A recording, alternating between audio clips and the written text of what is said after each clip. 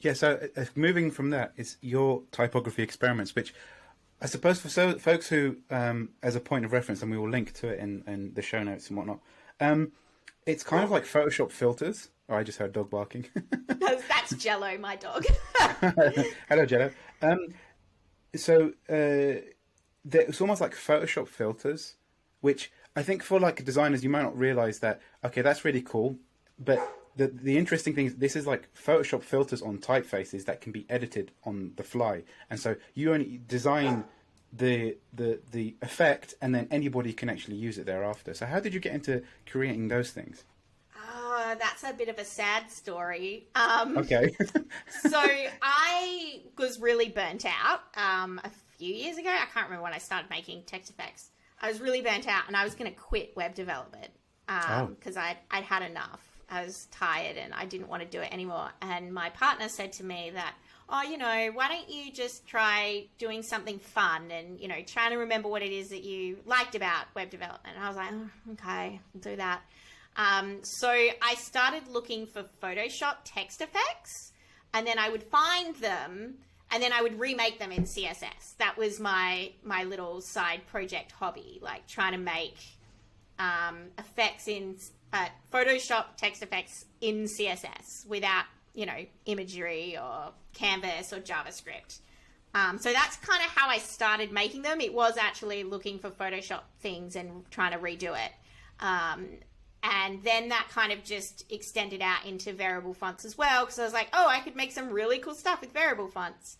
But what I wanted to do was show people that you didn't need JavaScript, you didn't need Canvas or SVG to do some of this stuff. You could make really cool text like you would see in print in CSS with real text that's accessible for, assistive technology and that could be edited easily. So, if you're putting content in a content management system, it would still work if that text changed. So that was kind of what I was trying to do with it. And then it just kind of became a fun little side hobby that I would do from time to time. And I made a whole collection of them on CodePen and stuff.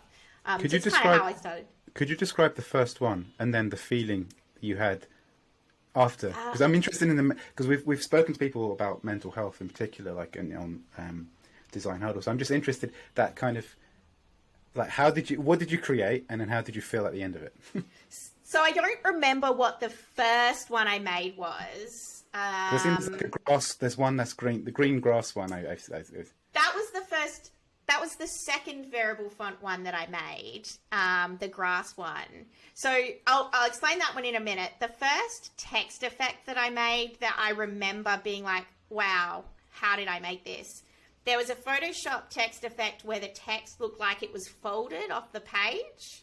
Oh, okay. And I was like, I'm going to see if I can make that in CSS. And I made it in CSS and I was like, this is so cool. I can't believe I made this. And later I went back and looked at it and I went, how did I do that?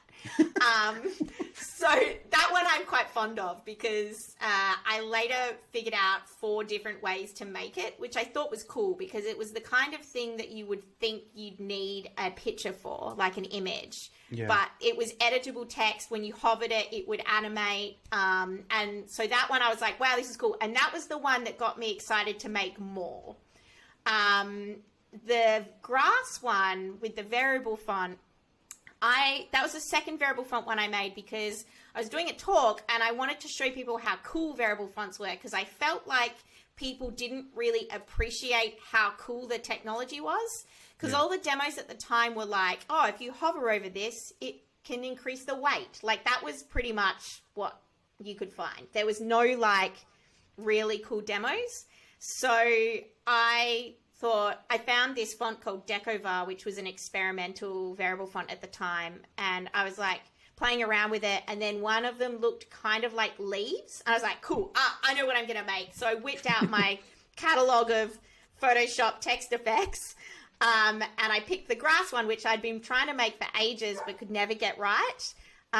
So it was a variable font that enabled that. And I remember when I made it, I finished it and I was like, oh my gosh, this is so cool.